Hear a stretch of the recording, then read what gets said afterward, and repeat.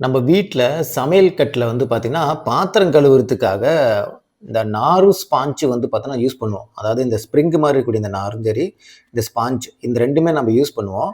இத மேக்ஸிமம் வந்து பார்த்தோன்னா, 1 வீக் மேல இது வந்து யூஸ் பண்ணாதீங்க. இந்த ரெட் கலர்ல இருக்கக்கூடிய இந்த ஸ்பாஞ்ச் வந்து 1 வீக் மேல யூஸ் பண்ணாதீங்க. ஏன்னா, இதில வந்து பார்த்தோன்னா, நம்ப சாப்பாடுல ஒட்டியிருக்கும். அந்த குழம்பு இதெல்லாம் ஒட்டியிருக்கும். ஸோ, இதில வந்து நமக்கு வந்து அந்த ஃபங்கஸ் வந்து பாக்டீரியா உருவாகுறதுக்கான சான்ஸ் ரொம்ப ரொம்ப அதிகம். ஒரு 1 வீக் கழிச்சு அத நல்லா உத்து பார்த்தீங்கன்னா, அந்த பாக்டீரியா வந்து ஃபார்ம் ஆயிருக்குது நல்லாவே தெரியும். பிளஸ் இந்த ஸ்ப்ரிங் இருக்கு பார்த்தீங்கன்னா, இது வந்து தட்டு கழுவும்போது அந்த தட்டு ஓரத்தில வந்து பார்த்தீங்கன்னா ஒட்டிக்கும். ஸோ பிள்ளைங்கலாம் சாப்பாடு சாப்பிடும்போது அத அப்படியே பெனஞ்சு சாப்பிட்டுருவாங்க. ஸோ கொஞ்சம் அதிலயும் கேர்ஃபுல்லா இருக்கணும். மெயினா வந்து தேங்காய் நார் யூஸ் பண்ணிட்டா ரொம்ப ரொம்ப நல்லது. பட் நம்ம வீட்ல எவ்வளவோ சொல்லி பார்த்துட்டோம்.